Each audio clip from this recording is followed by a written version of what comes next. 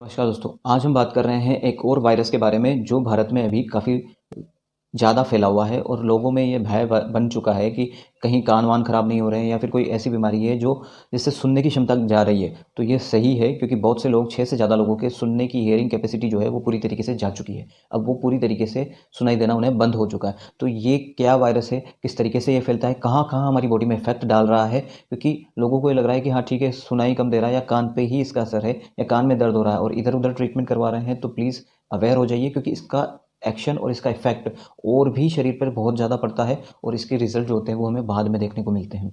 तो क्या है ये वायरस, कैसे फैलता है, किस तरीके से हम प्रिवेंट हो सकते हैं और उन खास होम्योपैथिक मेडिसिन्स के बारे में बताएँगे जो विदाउट वैक्सीन भी काम करती हैं और बहुत अच्छे से काम करती हैं। वैक्सीन अगर नहीं मिल पा रही है तो होम्योपैथिक मेडिसिन से हम पूरी तरीके से क्योर हो सकते हैं, बच सकते हैं उस वायरस से और प्रिवेंट भी हो सकते हैं। तो शुरू करने से पहले दोस्तों, अगर आप चैनल पर नए हैं तो हेल्थ अवेयरनेस और होम्योपैथी से रिलेटेड वीडियोज़ देखने के लिए और कौन सी मेडिसिन किस डिजीज़ में काम आती है और विदाउट एनी सर्जरी ट्रीटमेंट अगर अवेलेबल है तो वो only in homeopathic mode of treatment में है। तो प्लीज़ अगर आप चैनल पर नए हैं तो चैनल को सब्सक्राइब कीजिए, लाइक कीजिए और ज़्यादा से ज़्यादा लोगों तक शेयर कीजिए क्योंकि वीडियो बनाने में, आप तक ये इन्फॉर्मेशन देने में हमें बहुत एफर्ट लगता है और साथ ही साथ हमें ये खुशी भी होती है कि आप तक सही इन्फॉर्मेशन जाए मेरे थ्रू। तो शुरू करते हैं दोस्तों। नमस्कार दोस्तों, मैं हूं डॉक्टर अभिषेक, आपका एक बार फिर से स्वागत करता हूं अपने होम्योपैथिक यूट्यूब चैनल पे। दोस्तों आज हम बात कर रहे हैं मम्प्स वायरस के बारे में जो इंडिया में अभी बहुत ही ज़्यादा फैल रहा है। साउथ ऑफ इंडिया केरल से शुरू होता हुआ वो गुजरात, राजस्थान और उत्तरी भारत में भी फैल चुका है और बहुत से लोगों ने अपने हियरिंग कैपेसिटी को खो दिया है। तो हो क्या रहा है, क्यों खो रहे हैं लोग हियरिंग कैपेसिटी को? देखिए, ये एक वायरल डिजीज़ है, मम्प्स। मम्प्स वायरस से होता है, वायरल डिजीज़ मम्प्स वायरस होता है, उसी के नाम पर इस डिजीज़ का नाम है मम्प्स डिजीज़। मम्प्स डिजीज़ जो होती है वो हमारे सलाइवरी ग्लैंड, जैसे ही वायरस इंटेक होता है तो सलाइवरी ग्लैंड को अफेक्ट करती है और सुनना इसलिए बंद हो जाता है क्योंकि उस ग्लैंड्स के साथ साथ हियरिंग कैपेसिटी भी कम होती है। तो यही रीज़न है कि उन्हें सुनाई देना बंद हो जाता है या लोग सोचते हैं कि वायरल डिजीज़ है, नॉर्मल फीवर आया है या नॉर्मल इन्फेक्शन हो सकता है। तो यहाँ पर वो ट्रीटमेंट कराने में थोड़ी-सी डिले या लापरवाही कर देते हैं, तो उस चक्कर में वो वायरस जो है अपना रूप और ज़्यादा फैला लेता है और साथ ही साथ हमारे और ऑर्गन को भी इन्वॉल्व कर लेता है, अपनी चपेट में ले लेता है। तो यही रीज़न है कि लोगों के एकदम से हियरिंग कैपेसिटी को डाउन कर देता है, उन्हें सुनाई देना बंद हो जाता है या पूरी तरीके से वो हियरिंग कैपेसिटी लॉस हो जाती है।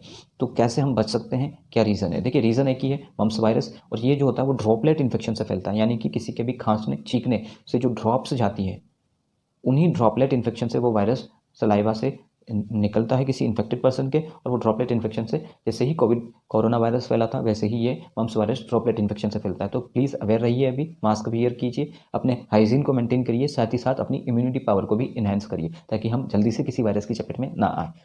साइन एंड सिम्टम कैसे पता लगा सकते हैं कि ये हमारे को मम्प्स ही है?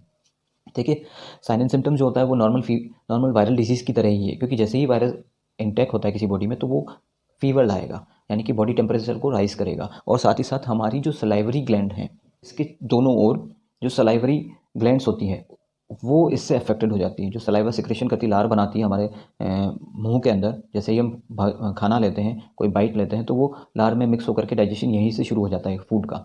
तो लार जो बनाती है सलाइवरी ग्लैंड, वो इसमें इफेक्ट हो जाती है, उन पे इसका इफेक्ट पड़ता है मम्प्स वायरस का। और होता ये है कि मम्प्स वायरस की वजह से इसमें इन्फ्लामेशन, सूजन आ जाती है, ये बढ़ जाती है साइज में और पेनफुल हो जाती है, दर्द करती है। साथ ही साथ अगर सीवियर कंडीशन हो जाए तो पस फॉर्मेशन भी इसमें होने लगता है क्योंकि बहुत ज़्यादा इन्फ्लामेशन हो जाता है, बहुत ज़्यादा सूजन आ जाएगी, पक जाएगी वो एक तरीके से। तो इसमें पैरोटिड ग्लैंड जो होती है कान के पास, दोनों ही चिक पे, दोनों साइड की, तो ये पैरोटिड ग्लैंड जो होती है ये सबसे ज़्यादा इन्वॉल्व होती है। और भी सलाइवरी ग्लैंड्स हैं, वो भी, उनमें भी इन्फ्लामेशन आएगा, उनमें भी सूजन आ जाएगी, दर्द होगा। लेकिन पैरोटिड ग्लैंड के ही ज़्यादा, क्योंकि वो बड़ी होती है अदर सलाइवरी ग्लैंड से, साइज़ में बड़ी होती है, तो यहाँ पर सूजन दिखाई देने लगती है। फीवर रहेगा, वो माइल्ड भी रह सकता है और हाई भी रह सकता है। माइल्ड रहेगा पहले और हो सकता है कि फिर फर्दर बढ़ता हुआ टेम्परेचर बहुत ज़्यादा फीवर रह जाए और सूजन जो होती है वो ऐसा लगेगा कि आपको दोनों ही गालों में एकदम से लाल और सूजे हुए गाल दिखाई देंगे। और ये जो कंडीशन है और सीवियर पेनफुल होते हैं ऑन द टच, जैसे ही टच करते हैं, अगर छोटे बच्चे को अगर गालों पे टच कर लिया तो वो उसको इतना दर्द होगा जैसे कि उसका कान किसी ने खींच लिया हो। वो कान पेन की भी दर्द, क्योंकि कान के आसपास भी दर्द होना और उसको लाल होना और साथ ही साथ टच जो है वो नहीं बर्दाश्त कर सकता पेशेंट, बच्चा भी बर्दाश्त नहीं कर पाएगा। इसमें ईयर इसलिए इन्वॉल्व हो जाता है क्योंकि पैरोटिड ग्लैंड जब सूज जाती है तो कंप्रेशन होता है ईयर पर, कंप्रेशन होता है ईयर पर, और वही इन्वॉल्वमेंट जो होता है वो आपको हियरिंग कैपेसिटी और loss of year, hearing capacity, या तो हियरिंग कैपेसिटी पूरी तरीके से चली जाएगी या उसमें हियरिंग कैपेसिटी डाउन हो जाएगी, यानी कि कम सुनाई देने लगेगा या पूरी तरीके से उसकी हियरिंग कैपेसिटी जा चुकी होगी। तो ये उसके साइन एंड सिम्टम होते हैं। साथ ही साथ मस्कुलर पेन रहता है, यानी कि मसल्स हाथ पैर में दर्द रहेगा सीवियर, और सलाइवा सिक्रेशन नहीं हो पाएगा क्योंकि ग्लैंड्स इन्वॉल्व हैं, सलाइवरी ग्लैंड, तो सलाइवा सिक्रेशन नहीं होगा। खाना खाने की इच्छा बिल्कुल नहीं रहेगी या बहुत कम होगी, क्योंकि सलाइवा नहीं बन रहा है तो उसको निगला नहीं जाता और उसको लगेगा कि थ्रोट में कुछ है या मेरे थ्रोट में निगला नहीं जा रहा है, क्योंकि अब सलाइवा सिक्रेशन नहीं हो पा रहा प्रॉपर वे में, तो उससे निगलने में भी नहीं आएगा। तो हमें क्या सावधानी रखनी है? पहली सावधानी यह है कि हमें ऐसी जगह या ऐसे पर्सन से दूर रहना है या हमें बचना है जो इससे अफेक्टेड है।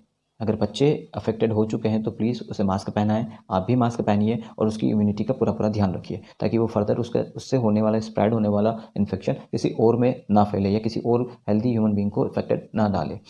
अपनी इम्यूनिटी बनाकर चलिए और हेल्दी फूड लेते रहिए, यही प्रिकॉशन है। अपनी डाइट में वाटर इंटेक की मात्रा को बढ़ा दीजिए, वाटर इंटेक को बढ़ा दीजिए, पानी की मात्रा को बढ़ा दीजिए। ये ऐसी सावधानियां हैं जिसे हमें बना करके हम हेल्दी और हमारी इम्यून पावर को थोड़ा सा मजबूत कर सकते हैं और इससे बच सकते हैं। अब हम बात करते हैं कि ये कहाँ कहाँ और असर डालता है हमारे अंदर। सलाइवरी ग्लैंड को इफेक्ट कर देता है, लार्ज कर देता है। ये साइन एंड सिम्टम है कि बच्चा ऐसा दिखाई देगा या किसी बड़े में भी सूजन आ जाएगी अलग सी। ये मेल के अंदर टेस्टिकल्स को भी अफेक्ट करता है, साथ ही साथ फीमेल में ओवरी पर भी अफेक्ट डालता है और पैनक्रियास पे भी।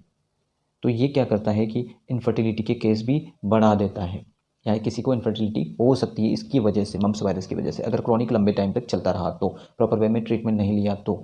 अब बात करते हैं उन खास होम्योपैथिक मेडिसिन की जो हम विदाउट एनी वैक्सीनेशन या विदाउट एनी वैक्सीन के भी हम मम्प्स से क्योर हो सकते हैं। तो बात करते हैं खास होम्योपैथिक मेडिसिन की। शुरू करने से पहले दोस्तों, अगर आपने चैनल को सब्सक्राइब नहीं किया है तो प्लीज़ चैनल को सब्सक्राइब कीजिए और ज़्यादा से ज़्यादा लोगों तक शेयर कीजिएगा। देखिए, पहली मेडिसिन आती है इसमें एकोनाइट और बेलाडोना। एकोनाइट जो है उसे हमें 200 की पोटेंसी में लेना है, क्योंकि यहाँ जो है इंस्टेंट फीवर, साथ ही साथ हाई फीवर या मॉडरेट फीवर, दोनों ही कंडीशन में एकदम से बुखार आ जाना, तेज या मीडियम मॉडरेट फीवर अगर आता है किसी में, तो वहाँ एकोनाइट बहुत ही अच्छा रोल प्ले करती है और वो इतनी जल्दी उस फीवर से निजात दिलाएगी। साथ ही साथ जो बॉडी एक हो रहा है, जो मस्कुलर पेन कर रहा है, उसमें भी बहुत आराम मिलेगा। इसी के साथ हमें बेलाडोना 200 को यूज़ करना है। देखिए दोस्तों, बेलाडोना 200, बेलाडोना का एक पेक्यूलर सिम्टम है, एंटी इन्फ्लामेटरी ड्रग है ये। कहीं पर भी सूजन आ जाए, इन्फेक्शन हो जाए या उसकी वजह से जो साइन एंड सिम्टम पैदा होते हैं, जैसे फीवर आना, इन्फेक्शन की वजह से ग्लैंड्स एनलार्ज हो जाती है, उसमें पस फॉर्मेशन हो जाता है, रेडनेस हो जाती है चिक की दोनों तरफ, और सेंसिटिव टू टच और पेनफुल टू टच। तो ये जो साइन एंड सिम्टम्स है, ये बेलाडोना के पिक्यूलियर सिम्टम्स हैं। तो यहाँ बेलाडोना अपना रोल बहुत ही अच्छे तरीके से निभाती है और साथ ही साथ इस इन्फेक्शन को दूर करने का काम करती है और हमारी हियरिंग कैपेसिटी को प्रिवेंट करती है। अगर हम प्रिवेंशन लेने या हम ट्रीटमेंट लेने से थोड़ा सा डिले हो जाते हैं और इन्फेक्शन थोड़ा और बढ़ जाता है, यहाँ ग्लैंड में जो होता है वो पस फॉर्मेशन होना शुरू हो जाए, तो वहाँ मर्कसोल बहुत ही अच्छा रोल प्ले करती है। मर्कसोल हमारी ग्लैंड में इन्फ्लामेशन, पेनफुल कंडीशन, साथ ही साथ अगर वो इन्फेक्शन ज़्यादा दिनों तक रह जाए तो मर्कसोल का बहुत ही अच्छा रोल है। मर्कसोल को 200 में लेना है हमें। तो ये मेडिसिन लेनी कैसे है? देखिए, एकोनाइट बेलाडोना को हमें अगर एक्यूट कंडीशन है और अभी तेज बुखार है तो हमें हर घंटे पे एकोनाइट बेलाडोना को हर घंटे पे रिपीट करना है। ग्लोब्यूल्स में ले रहे हैं तो 4 से 6 ग्लोब्यूल्स हर घंटे पे ले सकते हैं 2 से 3 दिनों के लिए। अगर लिक्विड में ले रहे हैं तो 2 से 3 ड्रॉप आप हर घंटे पर 2 से 3 दिन तक ले सकते हैं, जिससे आपकी सारी कंडीशन जो है उससे आप निजात पा लेंगे और सारी फीवर और आपको जो पेन हो रहा था वो सारा चला जाएगा। अगर आपको मॉडरेट है, यानी कि माइल्ड कंडीशन में फीवर वगैरह आ रहा है, तो आप इसे दिन में 4 से 6 बार ले सकते हैं, दो ड्रॉप आधे कप गुनगुना पानी में, और साथ ही साथ 4 से 6 ग्लोब्यूल दिन में 4 बार, अगर फीवर कम है और आपके लक्षण कम है तो।